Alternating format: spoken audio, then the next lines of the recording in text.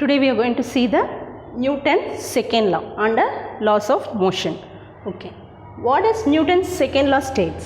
Okay, the force acting on a body is directly proportional to the rate of change of linear momentum of the body, and the change in the momentum takes place in the direction of the force. Okay, force, ஏதாவது ஒரு force வந்து ஒரு body மேலே act ஆகும்போது அந்த ஃபோர்ஸை எப்படி நம்ம மெஷர் பண்ணலாம் அப்படின்னாக்க, சேஞ்ச் ஆஃப் லீனியர் மொமெண்டம், அந்த பாடி மேலே என்ன சேஞ்ச் இருக்கோ, மொமெண்டம்னால என்ன சேஞ்ச் இருக்கோ அதை வச்சு நம்ம ஃபோர்ஸை மெஷர் பண்ணலாம். At the same time the change in the momentum, அப்போ இந்த மொமெண்டமுடைய சேஞ்ச் எப்படி இருக்கும் அப்படின்னாக்க, takes place in the direction of the force. அப்படின்னா என்னென்னா, இந்த சேஞ்ச் இன் மொமெண்டம் எப்படி சேஞ்ச் ஆகும்னா, எந்த டைரெக்ஷனில் நம்ம ஃபோர்ஸை அப்ளை பண்ணுறோமோ அந்த டைரெக்ஷனில் தான் வந்துட்டு என்ன ஆகும், இந்த சேஞ்ச் இன் மொமெண்டம் இருக்குன்னு சொல்கிறாங்க. ஓகே, இன்னும் கிளியராக அண்டர்ஸ்டாண்ட் பண்ணோம் இந்த செகண்ட் லெவல் அப்படின்னாக்க சில டேர்ம்ஸ் இருக்குது. ஓகே, அது என்னன்னு பார்க்கலாம். First one is the velocity. வெலாசிட்டினா என்ன அப்படின்னாக்க, rate of change of displacement. Okay, it is almost equal to the speed தான். ஓகே, வெலாசிட்டியும் ஸ்பீடும் கிட்டத்தட்ட சேம் தான். டிஃப்ரென்ஸ் என்ன அப்படின்னாக்க, வெலாசிட்டினா it is a vector quantity, இதில் டைரக்ஷனும் இருக்கும் மேக்னிடியூடும் இருக்கும்.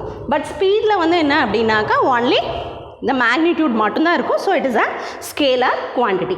அப்போ வெலாசிட்டினா என்னென்னா, ஒரு பொசிஷன், ஒரு ஆப்ஜெக்டுடைய பொசிஷன் மாறும்போது இருக்கக்கூடிய டிஸ்பிளேஸ்மெண்ட்டுடைய இதை தான் வந்து என்னென்ன மெஷர் பண்ணுவோம் அப்படின்னாக்கா velocity. Okay, next one is the acceleration.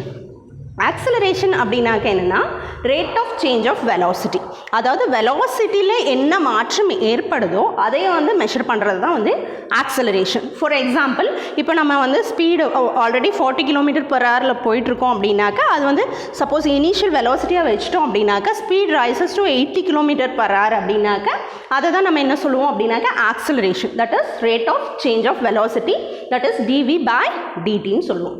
And third one என்ன அப்படின்னாக்கா மொமெண்டம். ஃபர்ஸ்ட் மொமெண்டம்னா என்னன்னா, impact of the force. Already ஃபோர்ஸ்னால் என்னன்னு பார்த்துட்டோம். It is an external effort which is made by push or pull. அப்போ மொமெண்டம் அப்படின்னாக்க என்னது, ஃபோர்ஸ்னால் ஏற்படக்கூடிய இம்பேக்ட். தட் இஸ் ஃபோர்ஸ்னால் என்ன தாக்கம் ஒரு ஆப்ஜெக்ட் மேலே ஏற்படுதோ அதை தான் நம்ம என்ன சொல்லுவோம் அப்படின்னாக்க மொமெண்டம் அப்படின்னு வந்துட்டு சொல்லுவோம். இந்த 3 டேர்ம்ஸை வச்சு தான் வந்துட்டு என்னன்னாக்க இந்த நியூட்டனுடைய செகண்ட் லா இருக்குது. அதுதான் சொல்ல வராங்க, the force acting on a body, ஒரு ஃபோர்ஸ் ஒரு பாடி மேலே ஆக்ட் ஆகிறது இஸ் டைரக்ட்லி ப்ரொபோஷனல் டு, எவ்வளோ ஃபோர்ஸ் நம்ம தர்றோங்கிறத வச்சு தான் வந்து இந்த மொமெண்டமுடைய சேஞ்ச் இருக்கும் இல்லையா. அப்போ ஒரு ஃபோர்ஸ் நம்ம தரும்போது தான் வந்து அதோடைய தாக்கம் என்னங்கிறது தெரியும். அப்போ அதை தான் சொல்ல வராங்க, த ஃபோர்ஸ், நம்ம எவ்வளோ ஃபோர்ஸ் கொடுக்குறோமோ அந்தளவுக்கு தான் அந்த ஆப்ஜெக்ட் மேலே ஒரு இம்பேக்ட், அதாவது சேஞ்ச் ஆஃப் லீனியர் மொமெண்டம் இருக்கும்.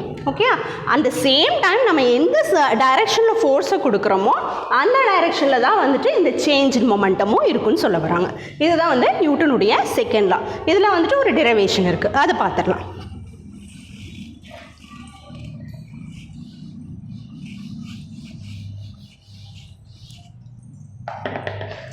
ஒரு ஆப்ஜெக்ட் எடுத்துக்கலாம்.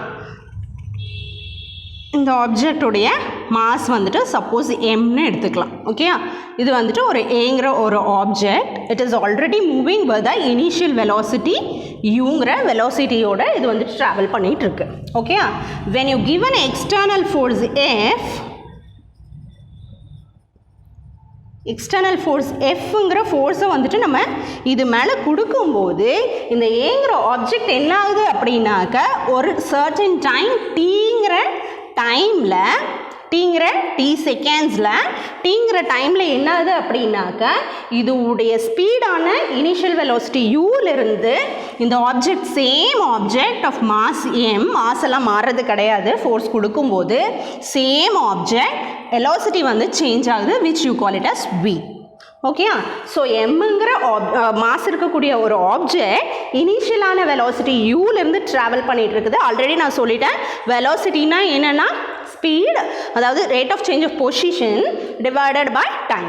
ஸோ யூங்கிற வெலாசிட்டியில், இனிஷியல் வெலாசிட்டியில் ட்ராவல் பண்ணியிருக்கக்கூடிய ஒரு ஆப்ஜெக்ட் விங்கிற வெலாசிட்டிக்கு போகுது after a time T.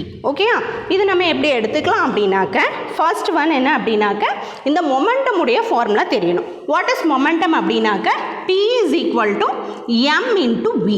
m into v na mass into the velocity. Okay, that is what is momentum. It is nothing but the product of mass into the velocity. Okay, so நம்ம இந்த ஃபார்முலாவை வச்சு தான் இந்த derivation பார்க்க போகிறோம். Okay, so இங்கே வந்து டூ மொமெண்டம்ஸ் இருக்கும். Okay, first one initial momentum.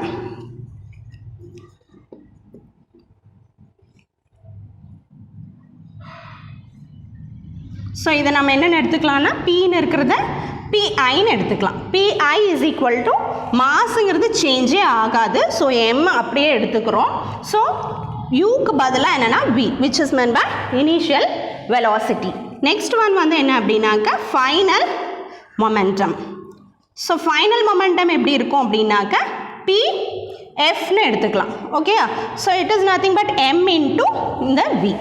Okay, இப்போ நம்ம change in momentum. Change in momentum ஏன் சேஞ்ச் இன் மொமெண்டம் கண்டுபிடிக்கிறோம் அப்படின்னாக்க நியூட்டனுடைய செகண்ட் லா எதை பற்றி சொல்லுது அப்படின்னாக்க சேஞ்ச் இன் மொமெண்டத்தை பற்றி தான் சொல்லுது.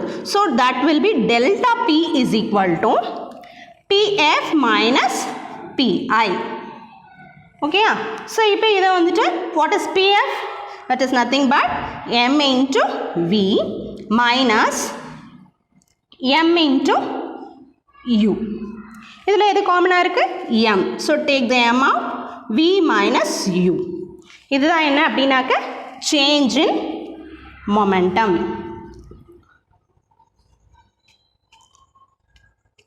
நம்ம இப்போது rate of change of momentum கண்டுபிடிக்க போகிறோம். What is mean by rate of change of momentum?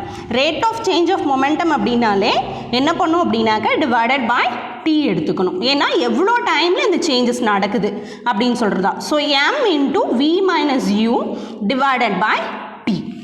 ஓகேயா, this is what rate of change of momentum. இப்போ ஆல்ரெடி இது என்ன சொல்லுது அப்படின்னாக்க இந்த rate same rate of change of momentum is directly proportional to force. Change of momentum is equal to m into v minus u divided by t. இப்போ நியூட்டனுடைய second law என்ன சொல்ல வருது அப்படின்னாக்க rate of change of momentum is directly proportional to the force. ஓகேயா, so நம்ம இங்கே வந்துட்டு இந்த ஃபார்முலா அப்ளை பண்ணலாம். What is rate of change of momentum? m into v minus u divided by t is directly proportional to f. ஃபோர்ஸை வந்துட்டு எஃப்னு எடுத்துக்கிறோம். ஓகேயா, இப்போது இங்கே என்ன வருது அப்படின்னாக்க f is directly proportional to m into v minus u divided by t. In order to remove the proportionality, you introduce a constant. So f is equal to k into m into v minus u divided by t. Okay, suppose if k is equal to 1. K is equal to 1 என்னன்னு சொல்கிறோன்னா for universal எல்லா சிஸ்டம்கே யூனிவர்சலாக வந்துட்டு k வந்து 1 எடுத்துக்கிறோம். So f is equal to m into v minus u divided by t. ஓகேயா, இப்போ என்ன பண்ணலாம்? What is v minus u? இங்கே ஆல்ரெடி நம்ம சொல்லியிருக்கோம் acceleration is nothing by dv by dt. இந்த dv by dtயை இங்கே இனிஷியல் ஃபைனல்னு அஸ்யூம் பண்ணியிருக்கங்காட்டிக்கு v minus u divided by tன்னு கூட எடுத்துக்கலாம். ஓகேயா, அப்போ என்ன ஆகும்? இங்கே f is equal to m into இந்த டேர்ம் ஃபுல்லாக வந்துட்டு என்ன ஆயிடுதுன்னா a ஆயிடுது. m into a. This is what the Newton's second law states. Okay, f is equal to mass into acceleration. So in the Newton's second law நம்ம என்னன்னு சொல்லலாம் அப்படின்னாக்க since it gives the measurement of the measure of the force, it also can be called as law of force ன்னு சொல்லலாம். Okay, law of force ன்னு கூட other நேமாக சொல்லலாம். ஏன் அப்படின்னாக்க ஃபோர்ஸ் உடைய மேக்னிடியூடை வந்து எதை வச்சு கண்டுபிடிக்க முடியும் அப்படின்னாக்க சேஞ்ச் இன் மொமெண்டம் மூலமாக வந்துட்டு கண்டுபிடிக்க முடியும். henceforth it is called as law of force. Okay, understood?